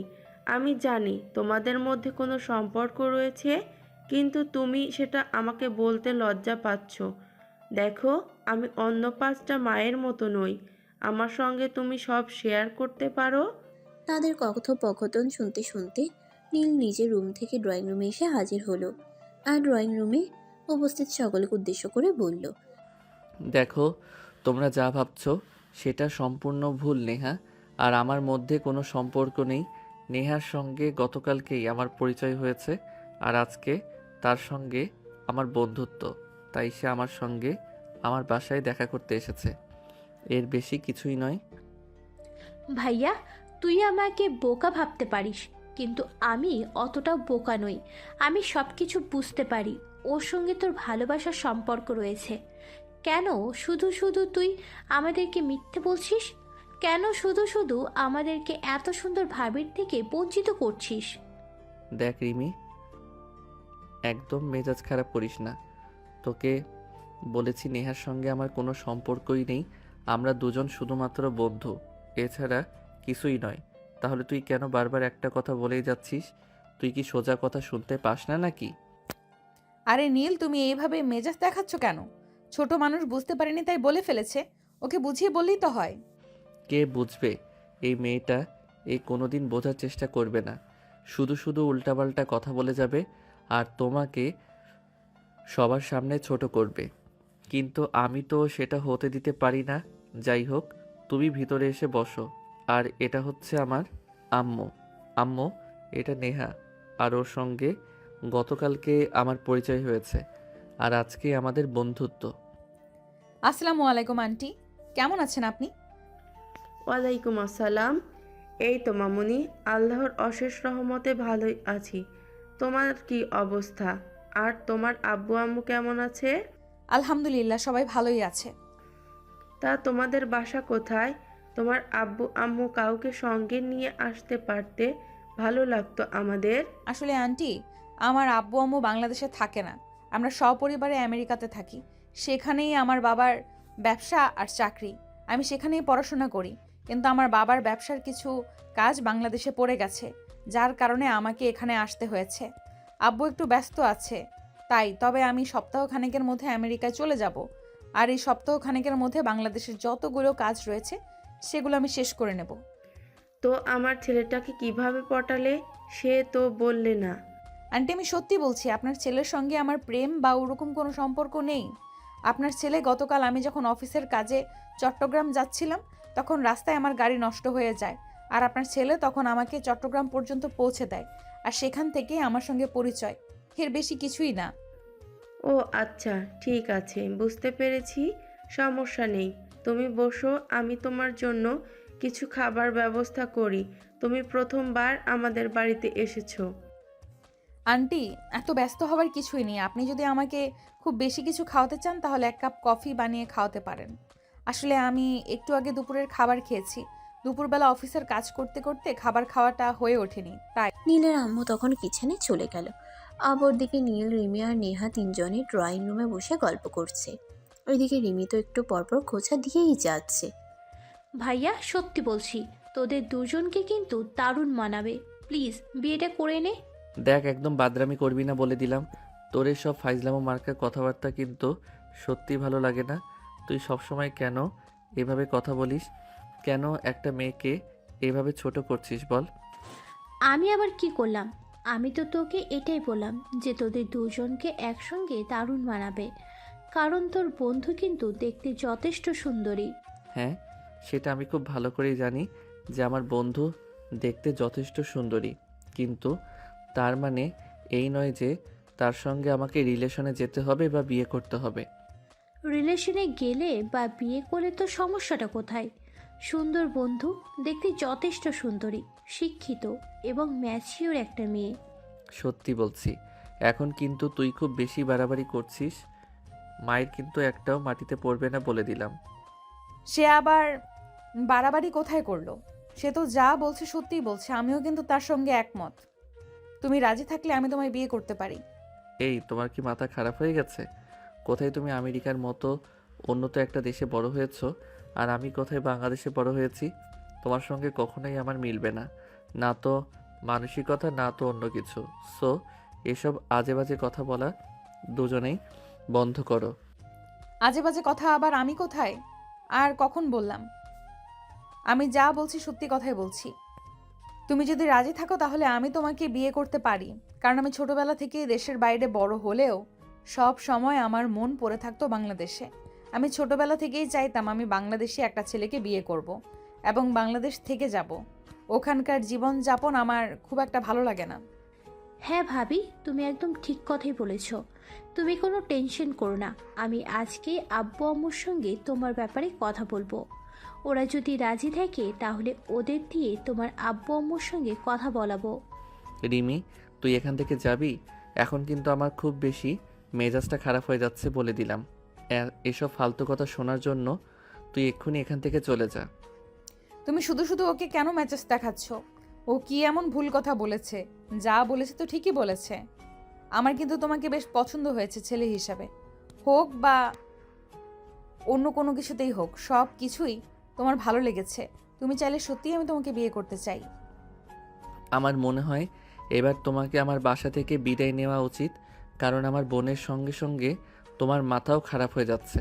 তাই আমি চাই না আমার বোনের সঙ্গে সঙ্গে তুমিও এখান থেকে পাগলে পরিণত হও। তুমি আমাকে সর্বশেষ পাগলের উপাধি দিলে, এটা আমি কোনোদিন কল্পনাও করতে পারিনি। যাই হোক, তবে আমি তোমাকে শেষবারের মতো একটা কথা বলছি। তোমাকে আমার সত্যিই ভালো লেগেছে। তুমি রাজি থাকলে আমি সত্যিই তোমাকে বিয়ে করতে চাই। আর আমার ফ্যামিলি নিয়ে তোমার কোনো চিন্তা করতে হবে না। আমার ফ্যামিলি বরাবরই আমাকে স্বাধীনতা দিয়ে এসেছে। আমার ফ্যামিলি কখনোই আমার স্বাধীনতায় হস্তক্ষেপ করেনি। আর যদি এখন তাদের আমি বলি যে আমি একটা ছেলেকে ভালোবাসি, তাহলে কখনোই তারা দ্বিমত পোষণ করবে না। আমি নিজের লাইফের সিদ্ধান্ত নিজে নেওয়াতে তারা আরও বেশি খুশি হবে। এভাবেই কথা চলছিল তাদের তিনজনের মধ্যে। তখনই নীলের আম্মু সেখানে এসে হাজির হয় আর তাদের কথোপকথন শুনে বলে, কি ব্যাপার, কি হয়েছে? তোমরা তিনজনে কি নিয়ে এমন কথা কাটাকাটি করছো? আমি কি একটু জানতে পারি? হ্যাঁ অবশ্যই, আসলে নেহা আপু ভাইয়াকে পছন্দ করে, কিন্তু ভাইয়া নয়। তাই নেহা আপু বলছিল ভাইয়া যদি রাজি থাকে তাহলে নেহা আপু ভাইয়াকে বিয়ে করতে পারে। এটা আমি কি শুনছি? আমি তো নিজের কানকেই বিশ্বাস করতে পারছি না। তোমার মতো একটা মেয়ে বিয়ে করবে, তাও আবার আমার ছেলেকে? সত্যি নাকি মিথ্যে বলছো? আন্টি, আমি মিথ্যা কথা কেন বলবো? আমি সত্যিই বলছি। আপনার ছেলের সঙ্গে পরিচয়টা আমার অল্প সময়ের মধ্যে হলেও আপনার ছেলেকে আমি ঠিকভাবেই চিনতে পেরেছি। আমার মানুষ চিনতে এত বেশি সময় নিতে হয় না। আমি মানুষের চোখের ভাষা দেখেই বলে দিতে পারি তার মনের ভেতরে কি চলছে। তাই আমি সিদ্ধান্ত নিয়েছি, আপনার ছেলে রাজি থাকলে আমি আপনার ছেলেকে বিয়ে করতে চাই। কিন্তু মামুনি, তুমি দেশের বাইরে থেকে বড় হয়েছো। আমেরিকার মতো একটা উন্নত দেশে তোমার বসবাস। তোমার বাবা মা কি আমার ছেলের মতো একটা ছেলের কাছে তোমাকে তুলে দেবে? আন্টি, সেই সব দিয়ে আপনাকে চিন্তা করতে হবে না। আপনি আপনার ছেলের সঙ্গে কথা বলুন। আমি সত্যি আপনার ছেলেকে বিয়ে করতে চাই। সে যদি রাজি থাকে তাহলে আমি নিজেই আমার আব্বু আম্মুর সঙ্গে কথা বলবো, এবং আমি 100% শিওর তারা রাজি হবে। নেহা, আমি সত্যি বলছি, এই বাড়িতে এসে তোমার মাথাটা সত্যি নষ্ট হয়ে গেছে। কারণ এই বাড়িতে তো আমার বোনের মতো একটা ভাইরাস রয়েছে, যেখানে আসলে কোনো মানুষ আর সুস্থ অবস্থায় ফিরে যেতে পারে না। তাই তুমি এখান থেকে যাও আর বিশ্রাম নাও, নিজের মাথাটা ঠিক করো, তাহলে সব চিন্তাধারা বদলে যাবে। চুপ কর তুই। সবার মাথা ঠিকই আছে, তোর মাথা নষ্ট হয়ে গেছে। নেহার মতো সুন্দরী, রূপবতী, গুণবতী একটা মেয়ে তোকে বিয়ে করতে চাইছে, যেখানে তুই কিনা খুশিতে গদগদ হওয়ার কথা, আর সেখানে তুই ওকে অ্যাভয়েড করছিস। হ্যাঁ করছি, কারণ যেটা কোনোদিনও হওয়ার নয় সেটা চিন্তা করা ঠিক নয়। নেহা আমেরিকার মতো একটা উন্নত দেশে বড় হয়েছে, সেখান থেকে সে বাংলাদেশে এসে সংসার করবে, এটা আমি কোনোদিনই বিশ্বাস করি না, আর বিশ্বাস করতে পারবো না। তাই আমি বলছি তোমরা এসব পাগলামি বন্ধ করো। আর নেহা নেশায় আছে, তাকে তেঁতুল জল খেতে দাও, তাহলেই ঠিক হয়ে যাবে। এরপর কাউকে আর কোনো কথা বলার সুযোগ না দিয়ে নীল সেখান থেকে সোজা নিজের রুমে চলে গেল আর দরজা বন্ধ করে দিল। এদিকে নেহা নীলের আম্মুকে বলছে, আন্টি, আমি সত্যিই আপনার ছেলেকে প্রথম দেখাতেই ভালোবেসে ফেলেছি। তাই তো আপনার ছেলের সঙ্গে একদিনের বন্ধুত্বের পরিচয়, তার বাসা পর্যন্ত চলে এসেছি। আসলে আমি মানুষকে খুব সহজেই বিশ্বাস করে ফেলি। আপনার ছেলে কেমন সেটা আমি জানি না, আর জানার খুব প্রয়োজন বলেও মনে করছি না। কারণ আমার মন বলছে সে খুবই ভালো একটা ছেলে। তাই আমি সিদ্ধান্ত নিয়েছি তাকে বিয়ে করতে চাই। হ্যাঁ মামুনি, ঠিক আছে, কোনো সমস্যা নেই। আমি খুব ভালো করে জানি জীবনে ভালোবাসা কখনো অনুমতি নিয়ে আসে না, কিংবা কোনো সময় সাপেক্ষ আসে না। ভালোবাসা যখন তখন হয়ে যায়। তোমার চিন্তার কোনো কারণ নেই। তুমি নিশ্চিন্তে বাসায় যেতে পারো, আমি দেখছি বিষয়টা। আমি 2 দিনের মধ্যেই তোমাকে রেজাল্ট জানাবো। ওই কথা শুনে নীলার আম্মুর কাছ থেকে বিদায় নিয়ে নেহা বাসে চলে গেল আর অপেক্ষা করতে থাকলো কখন নীলার আম্মু তাকে ফোন করে জানাবে। এদিকে নেহা চলে যাওয়ার পর নীলার আম্মু নিজের কাজকর্ম শেষ করে রাতে রান্না বান্না করে তারপর নীলের রুমে গেল। কী রে, কী ব্যাপার? কী সমস্যা তোর? তুই সেই কখন থেকে দরজা বন্ধ করে আছিস কেন? আমি যদি তোমাদেরকে কোনো কথা শোনাতে না পারি তাহলে আমি কি করব বলো? আমি তো তোমাদের কত করে বলছি তোমরা আমার কথা শোনো আর আমার কথা বোঝার চেষ্টা করো, কিন্তু তোমরা তো ঠিক করে নিয়েছো আমার কোনো কথাই শুনবে না। বোঝা তো অনেক দূরের কথা।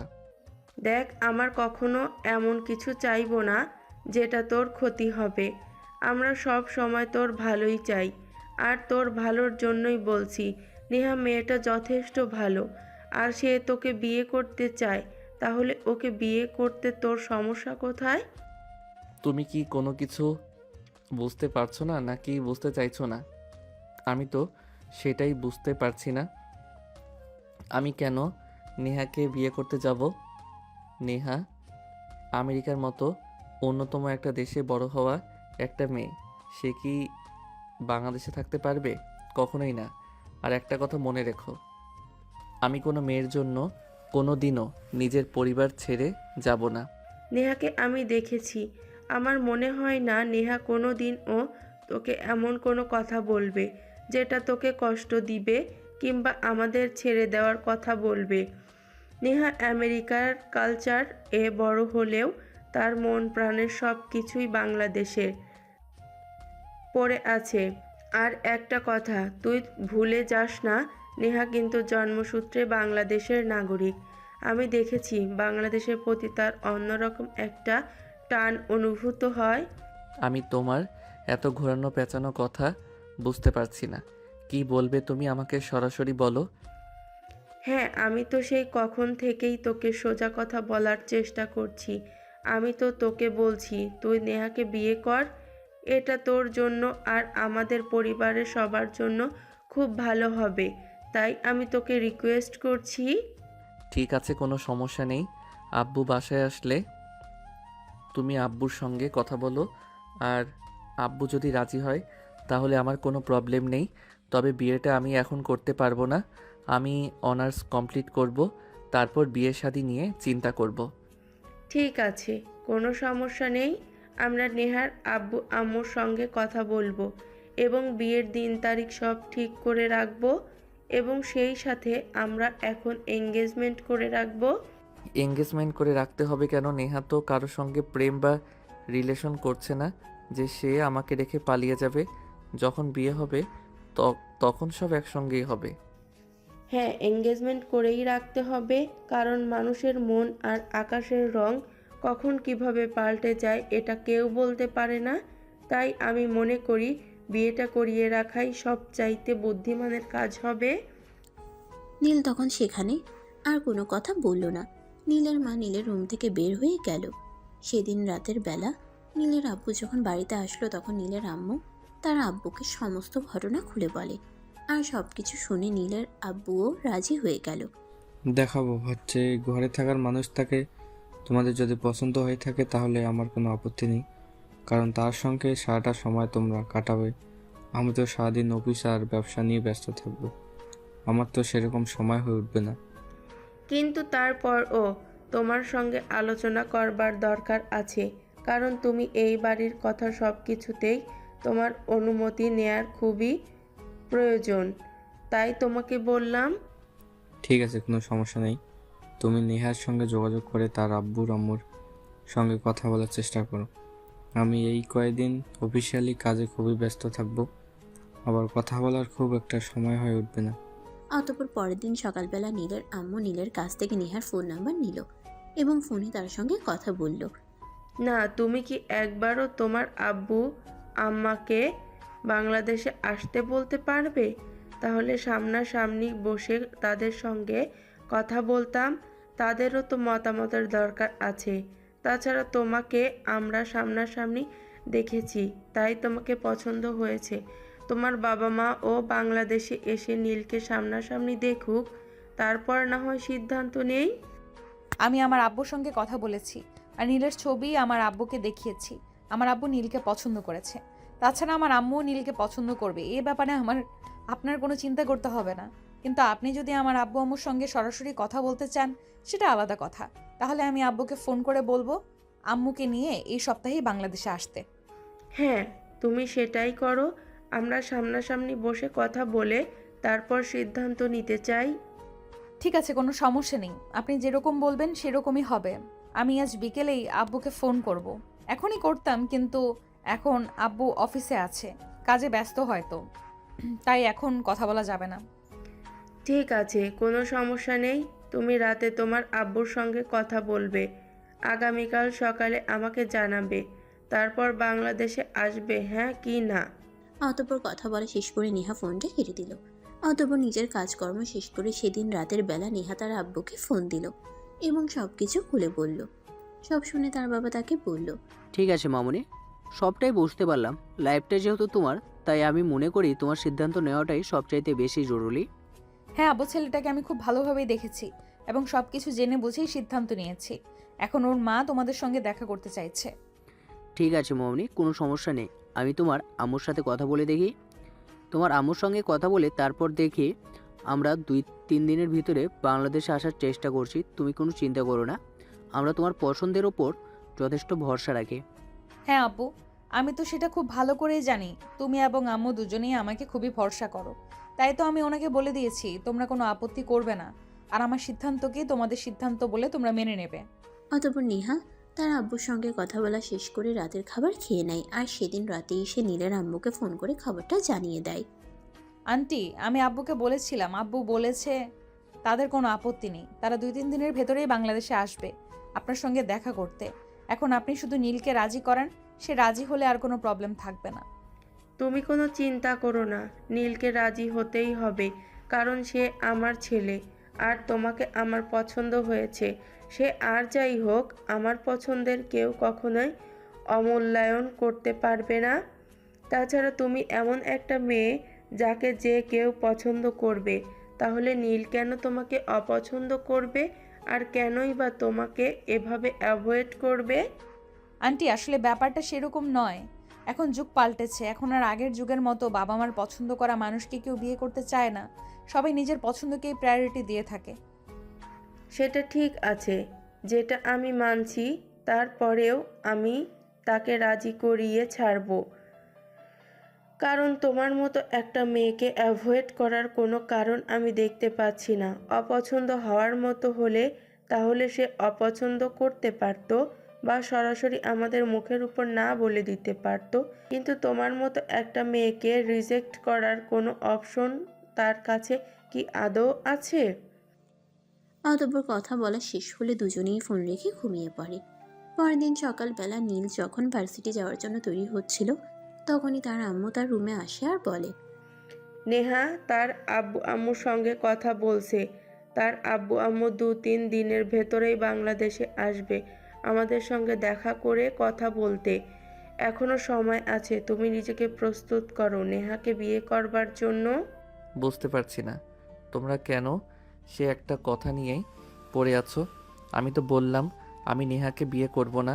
আমি নেহাকে বিয়ে করে বন্ধুর সবাই বন্দি করতে চাই না, কারণ নেহা উড়ন্ত পাখির ন্যায় বড় হয়েছে।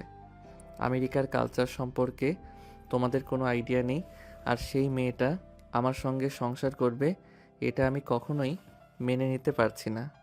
তোমার সমস্যাটা এখানেই নাকি অন্য কোথাও? তুমি যদি অন্য কোনো মেয়েকে পছন্দ করো তাহলে সেটা আমাদেরকে বলো। আমরা মেয়েটাকে কথা দিয়েছি, আমরা মেয়েটাকে আমাদের বাড়ির বউ বানাবো। আর এখন তোমার এসব কথা কেন আমাদের শুনতে হচ্ছে? তুমি যদি অন্য কোনো মেয়েকে পছন্দ করো তাহলে সেটা এক্ষুনি তুমি আমাকে বলো, তা না হলে কিন্তু তোমার সঙ্গে এমন কিছু হবে সেটা তুমি কল্পনাও করতে পারবে না। আমার পৃথিবীতে কোনো মেয়েকে কখনোই পছন্দ হয়নি, আর ভবিষ্যতেও হবে না। তোমরা কেন সেটা বুঝতে পারছো না? কেন শুধু শুধু তোমরা আমাকে ডিস্টার্ব করছো? আমি প্রেম ভালোবাসা ও সব কোনোদিনই বিশ্বাস করিনি। আর তোমাদেরকে তো আমি বললাম আমার কোনো সমস্যা নেই, শুধু আমি পড়াশোনা শেষ করে নিজের পায়ে দাঁড়াতে চাই, তারপর বিয়ে শাদী নিয়ে চিন্তা করতে চাই। ব্যাস এইটুকুই তো, আমার তো আর কোনো প্রবলেম নেই। এইটুকু যদি প্রবলেম হয়ে থাকে তাহলে আমি তোমাকে বলবো, নেহা কোনো বাচ্চা মেয়ে নয় যে তোমার পড়াশোনায় ব্যাঘাত ঘটাবে। তাছাড়া সে নিজেও একজন স্টুডেন্ট, সে এখনও পড়াশোনা করছে, সেও পড়াশোনা শেষ করবে। তাছাড়া তার বাবা বিশাল বিজনেস, সেটার দেখাশোনা সে এখন থেকেই করছে। তাহলে তাকে বিয়ে করতে তোমার সমস্যাটা কোথায়? আমি তোমাদেরকে আর কতবার বলবো আমার কোনো সমস্যা নেই। সমস্যা শুধু নেহাকে নিয়ে। নেহা এখন আবেগের বশে কথাগুলো বলছে। সে যখন সময় হবে তখন কিন্তু সেই সব কিছুই করতে পারবে না। তখন তুমি নিজেই বলবে নিজের কপালে নিজেই কুড়াল মেরেছো। কারণ এখনকার যুগের শাশুড়িরা সবসময় ঘরোয়া বৌমা চায়। ও আচ্ছা, তাহলে এতক্ষণে আমি ব্যাপারটা বুঝতে পেরেছি। তুই সংসার নিয়ে চিন্তা করছিস। আমি কিন্তু সেই সব চিন্তা একটুও করছি না। এখনকার যুগের মেয়েরা একটু স্বাধীনচেতা হয়, সেটা আমি খুব ভালো করেই জানি। সে সব কিছু তোর কষ্ট করে আমাকে শেখাতে হবে না। আমি খুব ভালো করেই জানি এখনকার মেয়েরা সংসার কর্মে নিপুণা হয়ে ওঠে না। হ্যাঁ হ্যাঁ, একদমই তাই। যখন তুমি চাইবে বৌমা তোমার সংসার সামলাক, কিন্তু বৌমা সেটা করতে পারবে না, তখন যে অশান্তিগুলো হবে সেগুলো আমি মেনে নিতে পারবো না। তাই আমি নেহাকে বিয়ে করব না। তাদের দুজনের মধ্যে এই কথাগুলো হচ্ছিল।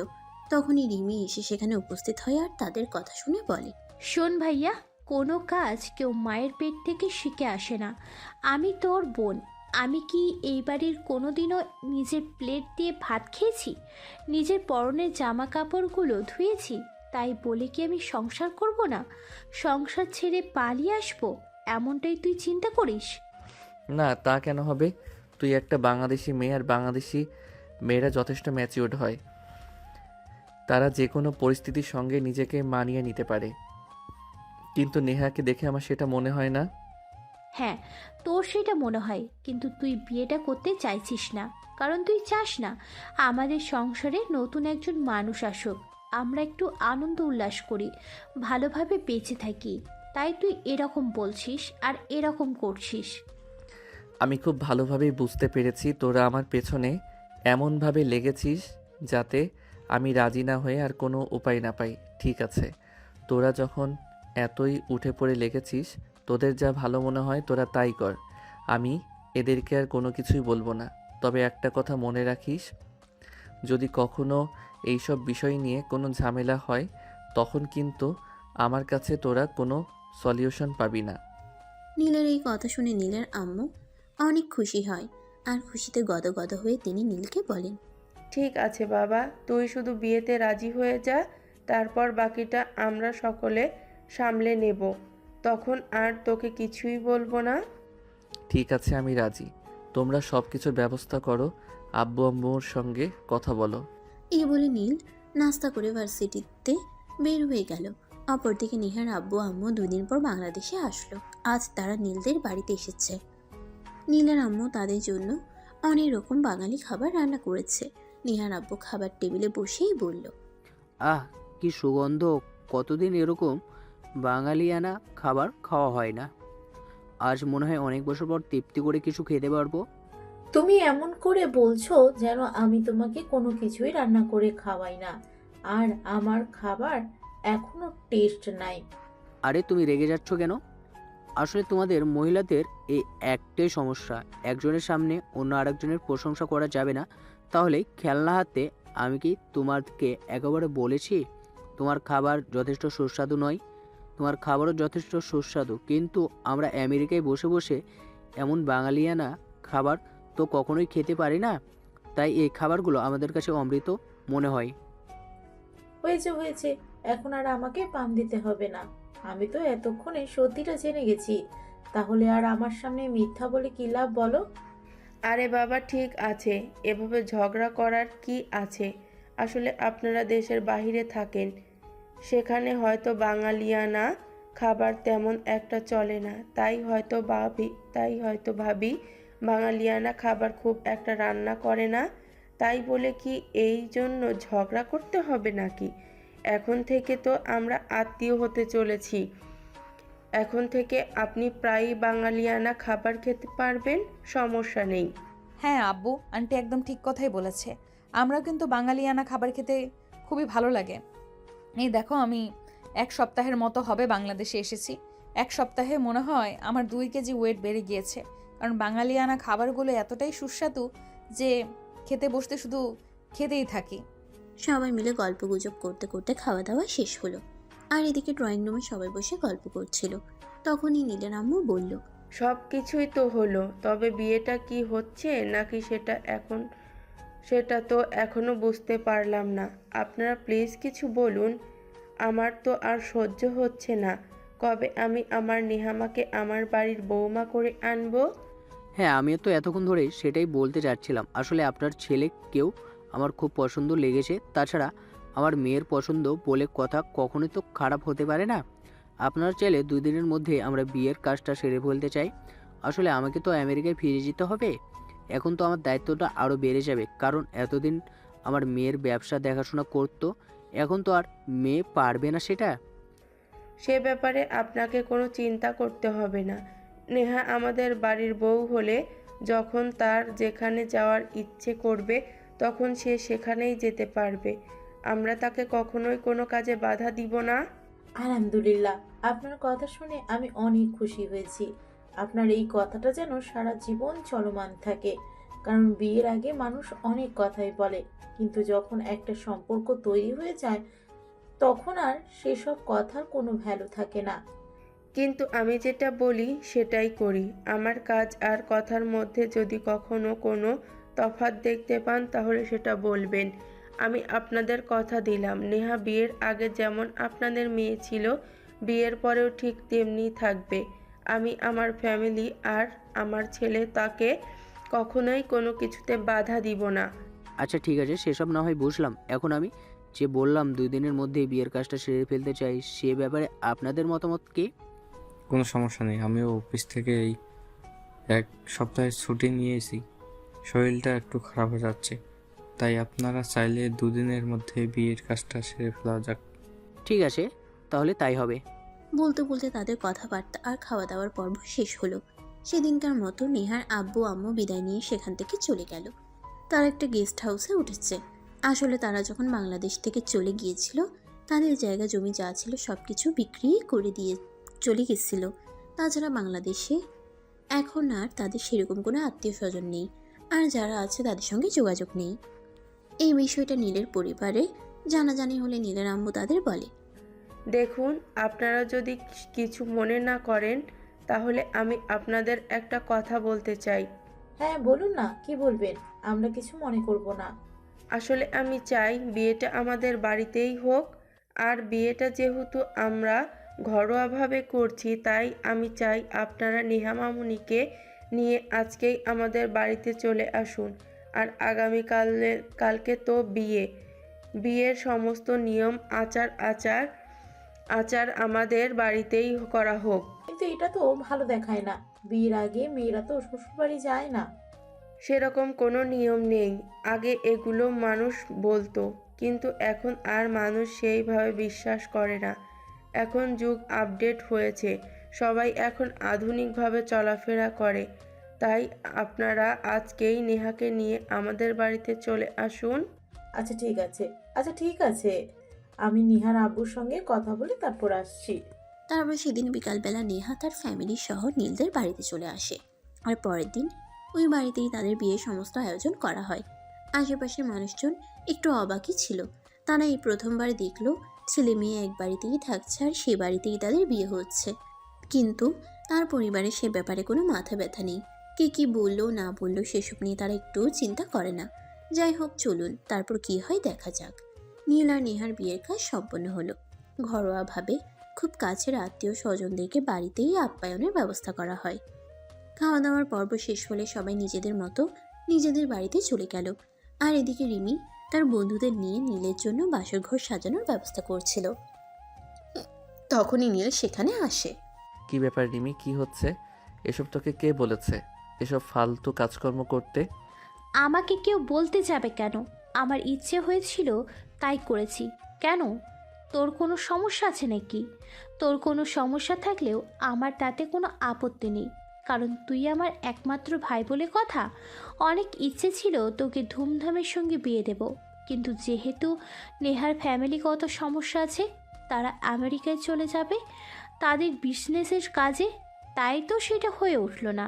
তাই বলে কি আনন্দ একটুকু করব না? তার জন্যই তো আমি তোর জন্য নিজের হাতে বাসর ঘরটা সাজাচ্ছি। আর অবশ্যই কিন্তু তার জন্য আমার একটা ভালো পেমেন্ট পাওয়া চাই। এই সব কিছু তো করছিস আমার বাবার টাকায়, তাহলে আবার আমি তোকে পেমেন্ট দিতে যাব কেন? আমার কি মাথা খারাপ হয়েছে নাকি? শোন, এসব ফালতু কাজকর্ম আমাকে দেখাতে আসিস না। শোন ভাইয়া, এখন কিন্তু একদম বেশি বেশি হয়ে যাচ্ছে, বলে দিলাম। তুই কিন্তু আমাদের সবাইকে ইনসাল্ট করছিস। এটা কিন্তু তোর কাছ থেকে আমরা কেউই আশা করি নাই, কারণ তুই আমাদের একমাত্র ভাই। তোর বিয়েতে যদি একটু আনন্দ করতে না পারি, তাহলে কবে আনন্দ করব বল? ঠিক আছে, যা ইচ্ছে কর, কিন্তু আমি তোদের 500 টাকার বেশি দিতে পারবো না, এটা মাথায় রাখিস। তারপর কিন্তু আবার বলবি না আমি কিপটেমি করি। থাক ভাই, তোকে আমাদের কোনো পেমেন্ট করতে হবে না। আমরা চাই না তোর টাকা। তোর টাকা তুই তোর কাছে রাখ, আমাদের কোনো টাকা লাগবে না। নীল তখন কোনো কথা না বলে সেখান থেকে চলে গেল। আর এদিকে রিমি তার বন্ধুদের নিয়ে ঘর সাজানোর কাজ শেষ করলো। তারপর সে তার বোনদের নিয়ে সেখান থেকে চলে গেল।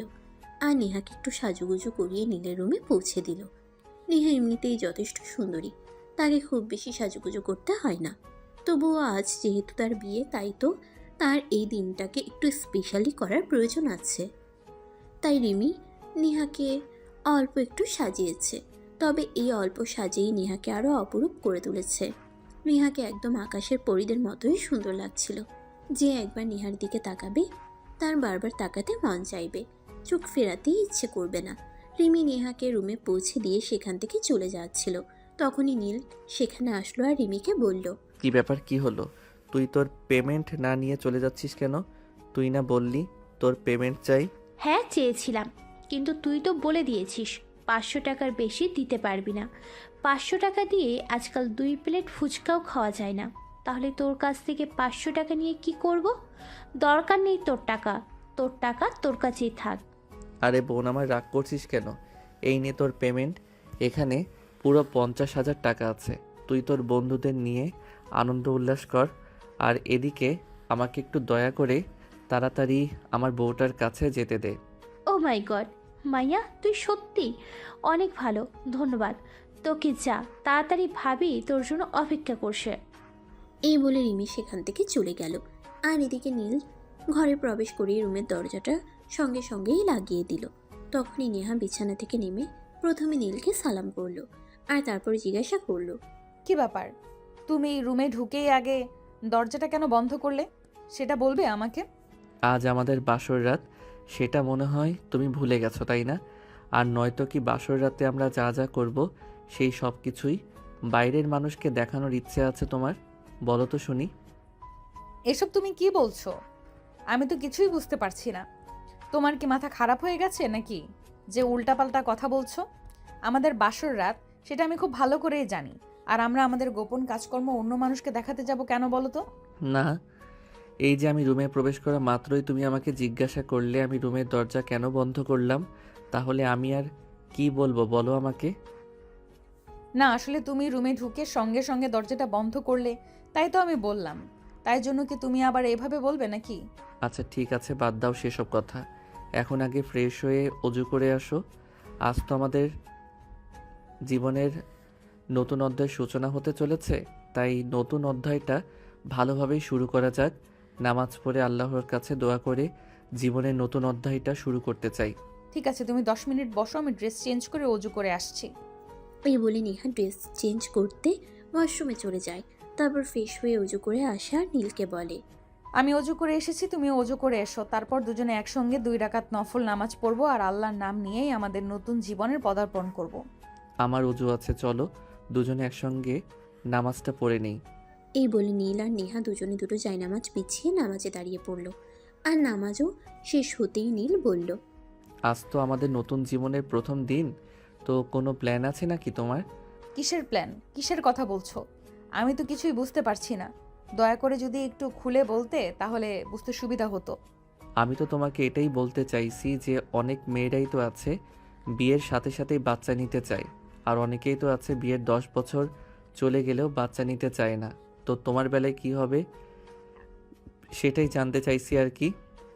কে কি করে আর কে কি না করে সেসব জেনে বা শুনে আমার তো কোনো লাভ নেই। আমি যেটা করব সেটাই তো আমার ভাবা উচিত। দেখো, আমাদের নতুন বিয়ে হয়েছে, সেটা যেমন ঠিক এটাও এমন ঠিক যে তুমি আমি দুজনেই এখনো স্টুডেন্ট। আমরা পড়াশোনা শেষ করে তারপর নিজেদেরকে একটু সময় দেই, তারপর না হয় বাচ্চা কাচ্চা নেওয়া যাবে। হ্যাঁ, তুমি একদম সঠিক সিদ্ধান্ত নিয়েছো। আমিও মনে মনে সেরকমটাই ভেবেছিলাম। আমাদের উচিত আগে নিজেদেরকে একটু সময় দেওয়া, নিজেরা ভালোভাবে তৈরি হওয়া, তারপর বাচ্চা কাচ্চা নিয়ে চিন্তা করা। আর যদি আমরা জীবনের প্রথমেই বাচ্চা কাচ্চা নিয়ে নেই তাহলে তো আমরা নিজেদেরকে একটু সময় দিতে পারবো না। যদি আমরা নিজেদের মধ্যে ভালো একটা বন্ডিং তৈরি করতে না পারি তাহলে আবার কিসের ভালো লাগা আর কিসের ভালোবাসা? জীবনটাই তো তেজপাতা হয়ে যাবে। হ্যাঁ, তুমি একদম ঠিক কথাই বলেছ। কিন্তু আজ আমাদের বাসর রাত। আজ তো আমাদের একটু ভালোবাসা আদান প্রদান করতেই হবে। তা না হলে তো ভালোবাসা জানলা দিয়ে পালিয়ে যাবে। কারণ বাসর রাত যে ভালোবাসা প্রকাশ না পায়, সেই ভালোবাসা সারা জীবনে কোথাও খুঁজে পাওয়া যায় না। হ্যাঁ মাই ডিয়ার বউটা, তুমি একদম ঠিক বলেছ। আজ আমাদের বাসর রাত। আজ দুজনের জীবনের নতুন একটা অধ্যায়ের সূচনা হতে চলেছে। তাই তো আমরা দুজন দুজনকে সম্মান দিব আর ভালোবাসায় দুজনের জীবনটাকে পরিপূর্ণ করে তুলব। এই বলে দুজন জায়নামাজ থেকে উঠে যায়। জায়নামাজ গুছিয়ে রেখে তারপর বিছানার কাছে চলে গেল এবং ড্রেসিং টেবিলের উপরে রাখা দুধের গ্লাসটা নেহা নীলের দিকে এগিয়ে দেয়। নীল দুধটা খেয়ে তারপর পাশেই রাখা ছিল মিষ্টির বাটি, সেখান থেকে একটা মিষ্টি নেহার মুখের দিকে এগিয়ে দিয়ে বলে, আমাদের সুখময় মিষ্টি জীবনটা না হয় একটু মিষ্টি দিয়েই শুরু করা যাক। কিন্তু আমি তো ডায়েটে আছি, আমি তো একদমই মিষ্টি খাই না। I am so sorry. Sorry বললে হবে না ম্যাডাম, আজ আপনাকে মিষ্টি খেতেই হবে। কারণ আজ তো একটা নতুন অধ্যায়ের সূচনা হতে চলেছে। আর আমরা যখন কোনো ভালো কাজ করি তখন আমরা মিষ্টি মুখ করি। সো আজ কোনো কথায় কাজ হবে না, আজ আপনাকে মিষ্টি খেতেই হবে। এই বলে নীল নেহাকে জোর করে এই মিষ্টিটা খাইয়ে দিল আর তারপর সোজা পাজা কোলে তুলে নিয়ে বিছানার উপর ধপাস করে ছেড়ে দিল। তখনই নেহা চিৎকার দিয়ে উঠল, ও মা গো, বাবা গো, মরে গেলাম গো, আমার কোমরটা একদম ভেঙে গেল। হায় আল্লাহ, এটা তুমি কি করলে? আমার কোমরটা ভেঙে দিলে কেন? একদম ইয়ার কি করো না, আমি তোমাকে বিছানার উপর শুইয়ে দিলাম আর তোমার কোমর ভেঙে গেল। এসব ফালতু কথাই কিন্তু কোনো কাজ হবে না। আজ আমি তোমাকে কোনোভাবেই ছাড়ছি না। আজ আমি আমার ভালোবাসা সুদে আসলে গুনে নেব। ওরে বাবা, আজ এত ভালোবাসা কোথা থেকে উতলে উতলে পড়ছে। সেদিন তো তুমি আমাকে বিয়েই করতে চাইছিলে না। তোমার আম্মু আর তোমার পরিবারের লোকজন তোমাকে কত জোর জবরদস্তি করে বিয়েতে রাজি করালো, আর এখন কিনা বলছো তুমি তোমার ভালোবাসা সুদে আসলে গুনে নেবে? হ্যাঁ, চাইছিলাম না। তখন আমি পড়াশোনা নিয়ে ব্যস্ত থাকতে চাইছিলাম। ভেবেছিলাম পড়াশোনা ছেড়ে দিয়ে বিয়ে করলে পড়াশোনা তো আর হয়ে উঠবে না। কিন্তু আমার ফ্যামিলির লোকজন আমাকে তো চিন্তা করতেই দিল না। তারা তো জোর করেই তোমার সঙ্গে আমাকে বিয়ে করাতে চাইলো। আর তাদের বিরুদ্ধে গিয়ে কথা বলার সাহস যেহেতু আমার নেই, তাই তো আর সেটা হয়ে উঠল না। বাধ্য হয়ে তোমাকে বিয়ে করতে হলো। হ্যাঁ, তবে একটা কথা খুব ভালো করে মাথায় ঢুকিয়ে নাও। এতদিন যা কিছু হয়েছে তোমার ইচ্ছেই হয়েছে, কিন্তু এখন আর তোমার ইচ্ছায় কোনো কিছুই হবে না। এখন বাড়িতে শুধুমাত্র আমার কথা চলবে, শুধুমাত্র আমার কথাই হবে। ওরে বাবা রে বাবা, এখন তো মনে হচ্ছে আমাকে বুঝে শুনে পা ফেলতে হবে, তা না হলে কখন জানি স্লিপ খেয়ে পড়ে যায়। যাই হোক, এসব ফালতু আলোচনা করে সময় নষ্ট করবার মতো ছেলে কিন্তু আমি নই ম্যাডাম। আপনি আমার টাইম নষ্ট করার জন্য এইসব ফালতু আলোচনা করছেন, তাই তো। কিন্তু সেসব করে কোনো লাভ হবে না ম্যাডাম। আমি আবার কেন তোমার সঙ্গে ফালতু আলোচনা করতে যাব? আমার কি খেয়ে দেয়ে কোনো কাজ নেই নাকি যে আমি তোমার মতো ছেলের সঙ্গে ফালতু আলোচনা করব? আমি যথেষ্ট কর্মঠ একটা মেয়ে। আমার কাছে সময়ের অনেক দাম আছে। আমি সময়কে অনেক মূল্য দিয়ে থাকি, তাই তো জীবনের সফলতার দ্বারপ্রান্তে পৌঁছে গেছি। হ্যাঁ, আর সেই জন্যই তো বাসর রাতে বসে এসব গল্পগুজব করছো, তাই না? জীবনে কি কখনো দেখেছো কেউ বাসর রাতে এসব কথাবার্তা নিয়ে আলোচনা করে? ওরে আল্লাহ, আমি আবার কি করলাম? আমি তো তোমার সঙ্গে তোমার কথার উত্তর দিচ্ছিলাম। এখানে তো আমি আমার নিজের কোনো দোষ দেখতে পাচ্ছি না। তাহলে তুমি কেন আমায় দোষারোপ করছো? হয়েছে ম্যাডাম, থাক। আর প্যাচাল পারবার কোনো প্রয়োজন নেই। এখন চলুন শুরু করা যাক। এই বলে নীল নেহার উপর শুয়ে পড়ল আর নেহাকে ভালোবাসার আলিঙ্গন করতে থাকলো। অপরদিকে নেহাও তার সঙ্গে সঙ্গে রেসপন্স করছিল। দুজনেই কিছু সময়ের মতোই ভালোবাসার মহাসমুদ্রে ডুবে গেল। এরপর কেটে গেল 1 বছর। দুজনে খুব ভালোভাবে সুন্দর করে সংসার করছে।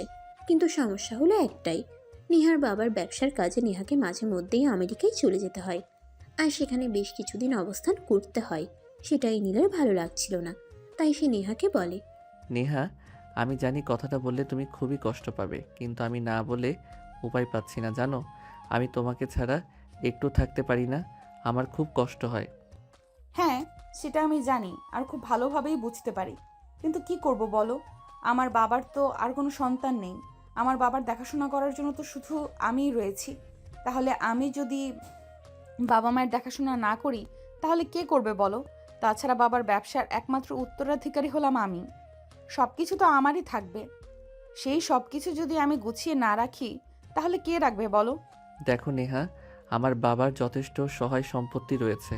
তোমার বাবার সম্পত্তি দিয়ে আমাদের চলতে হবে, সেরকমটা কিন্তু নয়। তাই আমি তোমাকে বলছি, প্লিজ তুমি আমাকে একটু সময় দাও, কারণ আমি তো তোমায় খুব বেশি ভালোবাসি। তোমায় ছাড়া থাকতে আমার খুব কষ্ট হয়। Please try to understand. এগুলো নিয়ে দুজনের মধ্যে কথা কাটাকাটি হচ্ছিল। তখনই নীলের আম্মু সেখানে এসে উপস্থিত হয় আর বলে, নীল, তুমি কিন্তু একদম ভুলে যাবে না তোমার শ্বশুরমশাই আর তোমার শাশুড়ি মাকে আমি কথা দিয়েছিলাম নেহা বিয়ের আগে যেমন ছিল বিয়ের পরেও তেমন থাকবে। আমি একবারও সে ব্যাপারে কিছু বলতে চাইনি, কিন্তু সে তো আমার বিয়ে করা বউ। আমি কেন তাকে ছাড়া থাকবো? ও আচ্ছা, এই ব্যাপার, বুঝতে পেরেছি। ঠিক আছে, সমস্যা নেই। আমাদের অফিস তো তোমার আব্বু সামলে নিতে পারে। তুমি চাইলে নেহার সঙ্গে যেতে পারো আমেরিকায়। না আম্মু, সেটার কোনো প্রয়োজন হবে না। আমি আব্বুর সঙ্গে কথা বলবো এবং আব্বুকে বলবো আমাদের ব্যবসার বাংলাদেশের যে প্রতিষ্ঠানগুলো রয়েছে সেগুলোই একটি প্রার্থী, আর আমেরিকাতে যেসব প্রতিষ্ঠান রয়েছে সেগুলো অফ করে দিতে, আর তারপর বাংলাদেশে পার্মানেন্টলি চলে আসতে। কিন্তু তাতে তো তোমার আব্বুর অনেক লস হবে, সেটা কি ঠিক হবে? হয়তো তার জন্য আমার বাবাকে একটু আর্থিক ক্ষতির সম্মুখীন হতে হবে, কিন্তু সেরকম কিছুই হবে না, কারণ আমার বাবার টাকা পয়সা অনেক বেশি আছে, যেটা আমি জানি। তবে আমারও দেশ বিদেশে ঘুরে বেড়াতে খুব একটা ভালো লাগে না। তাছাড়া বিয়ের 1 বছর পার হয়ে গেছে, এখন তো সংসার নিয়ে একটু চিন্তা করা উচিত। হ্যাঁ, সেটা আমিও তোমাকে বলতে চাইছিলাম, কিন্তু তুমি মন খারাপ করবে তাই বলা হয়ে ওঠেনি। দেখো, আমাদের দেশে এরকম অনেক মেয়ে আছে যারা নিজেদেরকে সময় দিতে গিয়ে সন্তানের কথা ভুলে যায়, আর যার কারণে বর্তমান যুগে বাংলাদেশের অনেক মেয়েরাই মা হওয়ার ক্ষমতা হারিয়ে ফেলেছে।